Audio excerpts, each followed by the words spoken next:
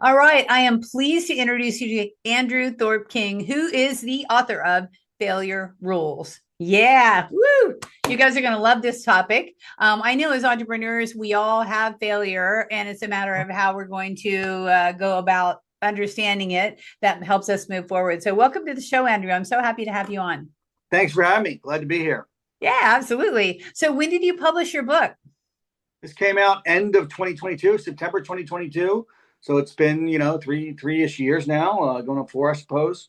And yeah, I've been promoting it pretty consistently and heavily over that time, going on podcasts, Instagram, doing some live events, book signings, a lot of book signings at cigar lounges, which is one of my niches. So it's been very fun, seeing some impact, and it's been a really great experience. I think that's great. So let's back up a minute and talk about your story, your entrepreneurial journey, and then we'll lead into what made you write this book, which I am waiting to hear about that. Okay. So backstory. Backstory. Uh, yeah. Okay. So I mean, your listeners would have heard my bio and the intro. So yeah, kind of started out in my 20s on these off-road entrepreneurial adventuring kind of paths. Right. Didn't really have kind of a formal, steady, high-earning W-2 job till I was 40 years old, before I really kind of matured into being a fintech banker. So started off, started my own record label, and then also was working in the music industry. So I had kind of, vertical integration there. I was kind of getting like a paid education by day in the music industry. And at night I was doing my record label. At one point, it got to be too much to juggle the two. And I went full time with my record label after having some success, and started a second label as well with a different aesthetic and different genres. And then ran into some turbulence and kind of, really hit the unknown obstacles that entrepreneurs can run into. And I think that's really where I cut my teeth in my experience with how to navigate complex, difficult, sometimes even catastrophic situations came into play, which then served me later on, after learning those lessons kind of the hard way as I got into other entrepreneurial efforts, owning a gym, running an online lending company, publishing the book, and doing all of that stuff. Yeah, I know that the music industry is a tough cookie. I was in the industry for a little while as an audio Okay. engineer, so I get it, and worked for a record label as well. Did you start your record label because you were a musician and you wanted to publish your stuff, or because you had friends who were musicians you wanted to publish? I would say more the latter, but mostly just because I was a fan. I mean, I was in a band for a time singing.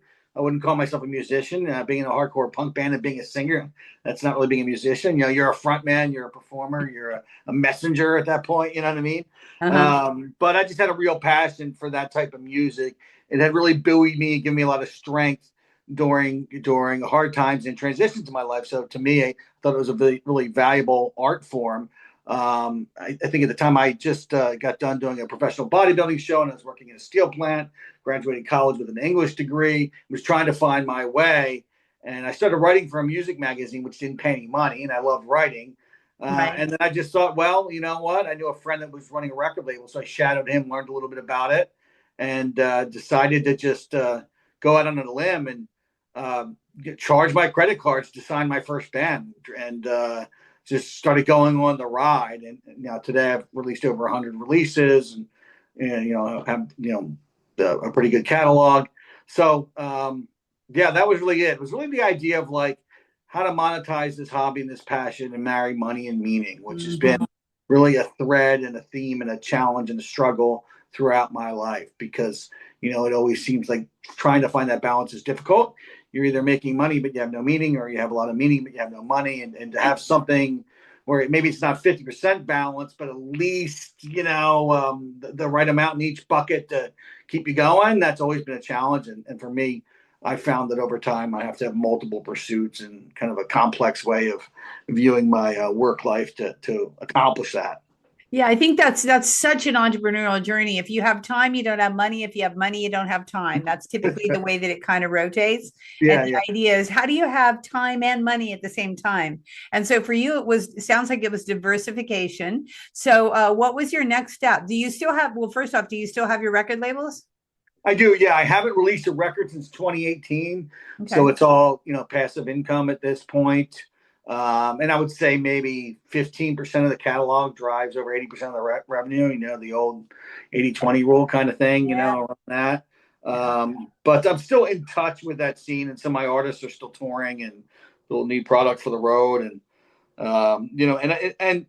I really kind of touch back into the scene some more as I release Failure Rules, because a lot of the content in here is kind of peppered with quotes from music and anecdotes and case studies from certain musicians. And so, as I promoted this, I was able to get on a lot of music podcasts in that space, and kind of connect the dots between what I see as like this through line between like the entrepreneurial spirit with the DIY punk rock do it yourself spirit, with just the general spirit of a creative or someone who's pursuing unorthodox off-road paths that don't have some sort of prepackaged blueprint to follow. And so, I explore that thread a lot in the book. Yeah, that's the true entrepreneurial journey. And kudos to you to actually make money at what your heart sings about. And that's no pun intended, but Yeah. that's what it's all about. It's like I always say, if you can do what you love to do standing on your head asleep, then that's kind of your dharma. And how do you turn your dharma into money, right? And it sounds like you've been able to do that. But let's then lead into the Failures book. So, and that's a big fat book, by the way, when you turned it around like that. Yeah, it runs like almost 490 pages. So yeah. Yeah. And I thought it would be less when I turned it into the publisher. I thought they were going to cut, and they came back and prompted me to add another 20,000 words. So, each chapter is like standalone. It has its own beginning, middle, and end and lesson. So you could pick up any chapter, read it, and not be lost. And so it's snackable, I would say. So even though it's big, it seems to be digestible and snackable for many. I love that. That's exactly how I did my first book. It's like you can choose whatever chapter you want to choose. Yeah. You're going to get something from it. It's not like you have to read the whole darn thing, because we know that no one reads the whole book. Nobody does. Yeah. It doesn't happen. So talk to me about a few of your favorite stories inside the book. Cool. A few of my favorite stories. I have case studies from all kinds of people, everybody from Winston Churchill to Henry Rollins to Sarah Blakely to Andrew Yang and all kinds of people. Just to stay on the, I would say one of my favorite stories is Gigi Butler, actually, who I ended up giving a copy of the book to, and she did a little video promo for it, which is cool. Gigi Butler owns Gigi's Cupcakes, which is like a national cupcake brand. And she started in Nashville. But first, she was trying to be a country singer, and that didn't work out. And so she kind of had this broken dream, but she was entrepreneurial minded. And so she was a house cleaner and just cleaned the houses. She ended up becoming a house cleaner to some Nashville stars through her networking when she was working at Red Lobster. And she ended up working house cleaning for Taylor Swift and some others. And so she was kind of like very ambitious. And one day she was cleaning a house, and she was like cleaning a toilet, and her brother called and said, "Hey, I'm in New York and I'm at this cupcake shop. And these cupcakes are not nearly as good as yours. You should do something with your cupcakes." And so she kind of got off the phone, and there was this moment she had there, and she just kind of cried a little bit. And then she decided to go start this cupcake shop. But, true to the entrepreneurial kind of like obstacles of starting up, like it didn't go well at first. Like she found herself on opening day of her first cupcake shop with no money to pay her receivables, like over 150 grand in credit card debt, and no real market plan. So she really didn't know what she was doing.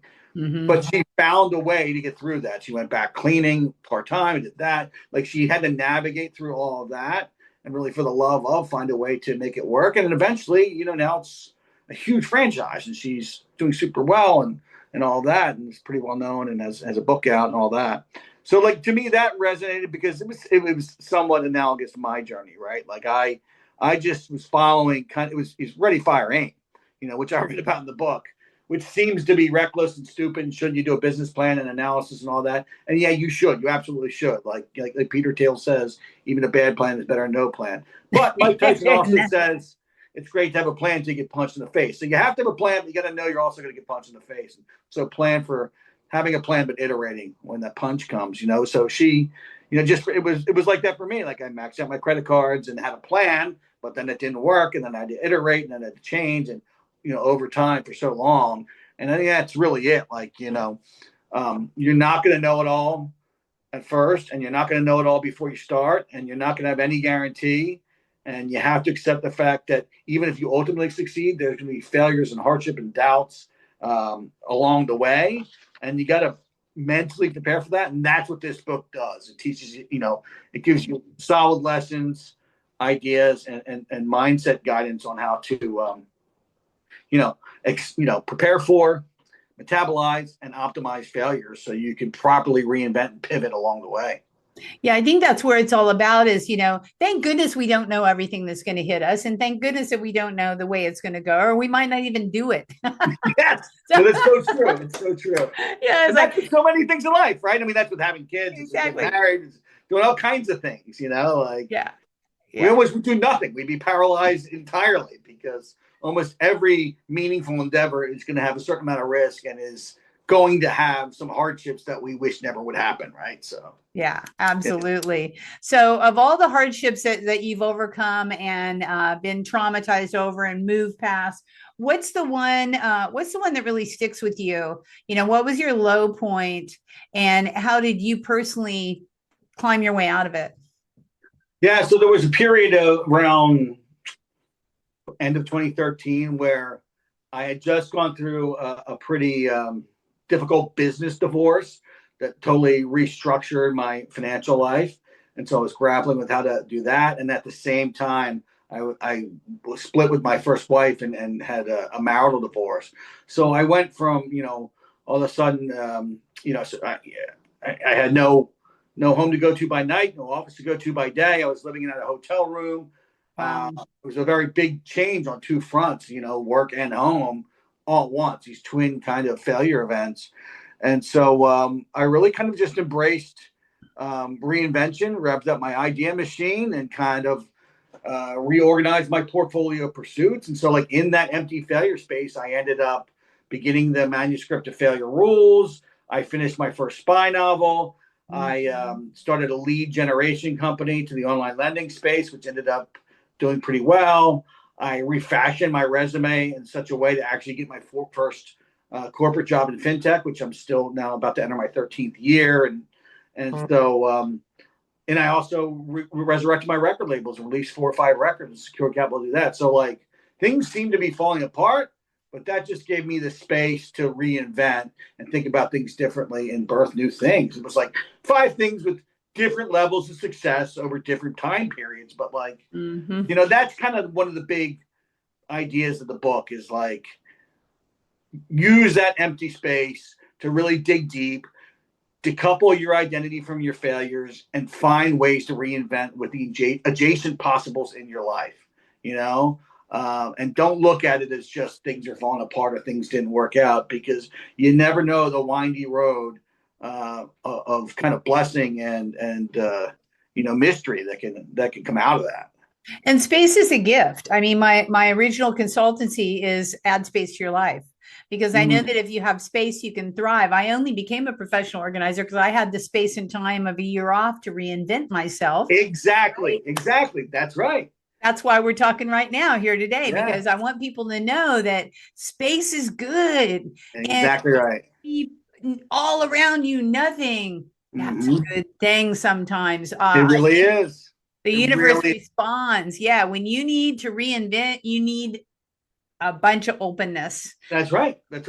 I mean, I'm even experiencing it this year. It's been like a transition year where, downsized, sold my house, moved, a lot of change in my life, all very positive, all very refining.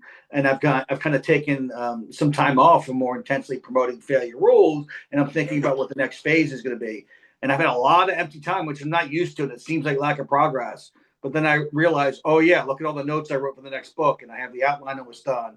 And I have the constructs ready for a podcast I'm going to launch. So it's like this hidden season, this incubation stage. And it feels like I'm doing nothing, but I actually am receiving the ideas from the muse, and it's just organizing. And it's just, you need that space in order to put the pieces together for something new that's going to emerge. Yeah, you really do. It's so important. When I see my husband getting frustrated, I'm like, go take a walk. And I'll Yeah, tell you what, he takes long walks late at night. He's a yeah, walker. And yeah, he comes back and he's percolated and he yep, has the next thing. He's figured it out.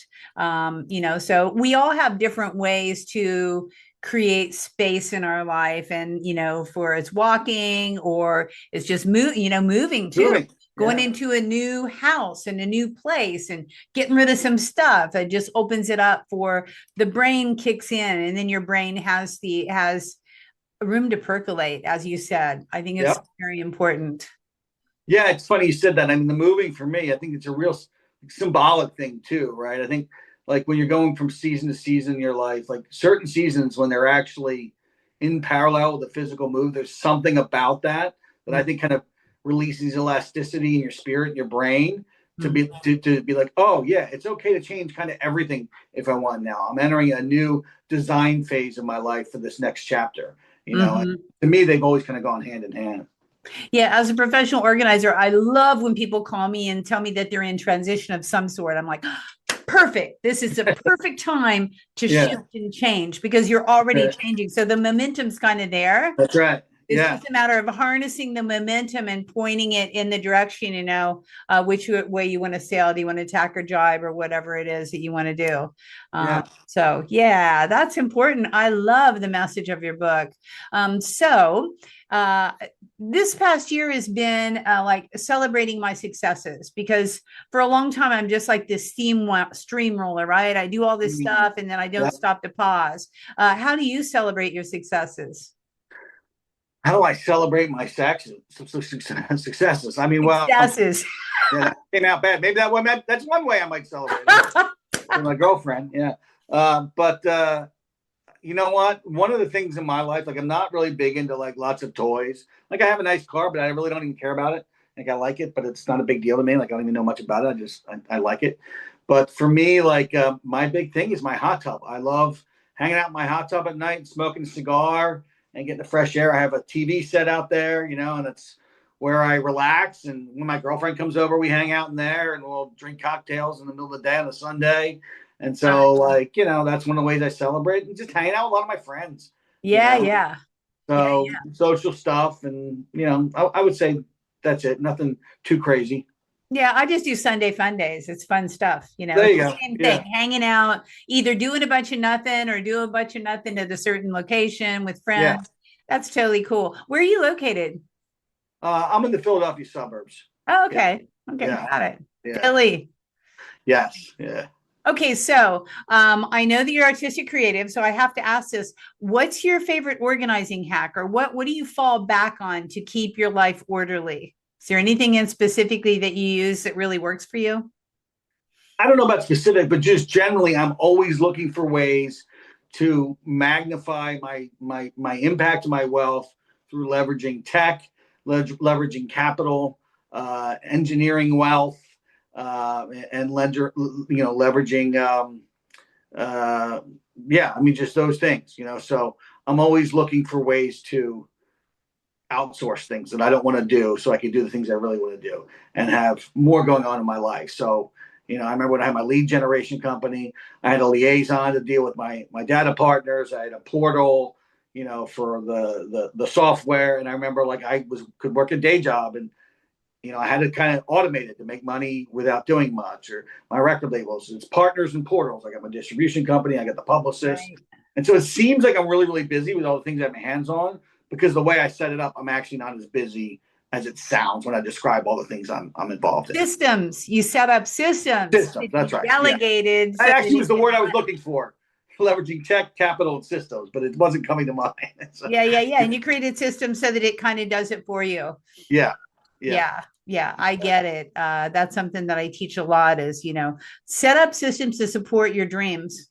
And it doesn't mean you have to do it. In fact, usually you don't have to do much of it if it's set Yeah. up properly. That's right. Just monitor it and Yeah, tweak it here and there and build on top of it if it makes sense to. absolutely. So, if you could turn back time and talk to your 18-year-old self who was getting ready to go into college, you were going to be an English major, what would you tell that fella? I would say, hey, you ought to heed failure rule number 4, which is the build your thing 1 and thing 2 dependency. Thing 1 is like this is like your enabler pursuit. That is like the practical thing that helps you build scaffolding to go after your aspirational North Star dream pursuit. Essentially building redundancy and kind of like, contingent plans into your life. I didn't really do that. I really was very much tunnel vision, particularly when I started my first record label, didn't really have too much of a backup plan. And now I'm constantly thinking about layers and multiple redundancies and backup plans, diversifying, my identity, diversifying my skills, diversifying my fulfillment inputs, diversifying my financial, like everything is really about building those multi-layered structure, because to me, I find, on the aggregate composite, that gives me as much happiness as possible in all the right buckets, whether it's money, whether it's fulfillment, whether it's peace, creative fulfillment, whatever it might be. I don't need 100% in all those buckets, but if I'm above 50% in all of them because I built structure to maintain that, that's pretty good, I can hear your 18-year-old self talking in my head going, but wait a minute. Yeah, I just want to do this. I only want to do this. That's right. I'm going after this only. It's going to work, believe me. And that's no. And you know what? If your 18-year-old self wouldn't have done that and wouldn't have had all the bumps, you wouldn't be telling him that at this time. I wouldn't. I know, that's the irony of it. I have 3 young children in their 20s, and I even have some friends kind of in their late 20s that I hang out with. And there's times where, I want to say, well, think about this and think about this. And I'm like, they're not going to listen. They have to you just have to let them go out and do it. Exactly. If they come back later, then we can talk about it. But like, some people and I think you're right. There's part of us that's designed that way because we can't hear the possible risks sometimes, because otherwise we'll just be paralyzed and we won't move forward. We might not need to, is the whole point. I mean, if we're flexible and we're able to shift and tack and move as things hit us, just like you say, a bad plan's better than no plan, right? Yeah. So even if it's a bad plan and you get knocked off course, you kind of know where you're heading back to. Yeah. Right. Exactly. It's never a straight sail. It didn't really matter, actually. In fact, I think a lot of the fun is a journey. That's why as a sailor, it's like, it's not about the destination, God forbid, because you might not get there for a while if you're counting on the wind. Totally true. Yeah. I write about that in the book, this concept of what I call a calling journey, right? Where you don't really have a singular calling, but you have a journey where you might have multiple callings and multiple things that build up to one calling or feed into one calling or feed into multiple callings. And it's more about like interpreting what you need to do next in that journey, right? Without even necessarily even have a clear vision of the end game all the time. And so I think it's somewhat of a maybe a spiritual or mysterious kind of thing to hear that internal spirit voice, to know what you need to do next, when things aren't clear all the time. Yeah. And things never are anyhow, even if you think they are. So, Get over that part. That's right. Embrace the texture of mystery and uncertainty. Yeah. Exactly. Well, your book sounds fascinating. And how can people get a copy of this book, or how can they find you? Let's talk about that a little bit. Yeah. I mean, I'm most active on Instagram at Andrew Thorp King, no E on the end of Thorp. Website is andrewthorpking.com. And this is available anywhere you find books online, all 4 formats. So beautiful hardcover. There's a great audio book. There's ebook and paperback. So you can pretty much get anywhere you get books online. Nice. Did you read it yourself? Did you do the audio? I did not. I actually hired a narrator who's actually an actor who was in that show Twin Peaks. And he did a really good job, had a really urgent cadence to the way he delivered it. So I think it worked out really well. Next book I'll probably read, but it was cool. I think it would be great doing your own audiobook. I really do. I think it'd be really fun. Thank you. Yeah, I think next time I'm going to do that. Yeah. But working with the publisher this time, I just went with the option of hiring a narrator. So right. Well, congratulations on your book. I wish you much success. Everybody pick up a copy and learn those seven 7 things you need to know about failure and how to get yourself out of that bucket. There you go. It's actually 5, which makes it easier for me. You only have to learn 5. So Okay, 5. You got 5. You got it. yeah. Oh yeah, I wanted to say 7. I don't know. 7 seems to stick with me. Everybody always has 3 rules or 5 rules or 7 rules. That seems to be they're the numbers. Right. Okay, 5 rules. That's all you need to know out there, gang. So go ahead and pick up a copy of the book. Check out the 5 rules. Follow Andrew because you're amusing and you're a lovely a lovely guy. I really appreciate getting to know you. And now I know why we're talking, right? Every time I do a podcast like this, I understand why. And it's been a pleasure, and good luck with everything you do. And thank you for having me on. It's very nice to meet you. I appreciate it. Thank you. You got it. Until next time, guys, check it out. If you like this podcast, please give it a thumbs up. Please share it. Please buy a copy of the book. And until then, we'll see you next week. Take care. Take care.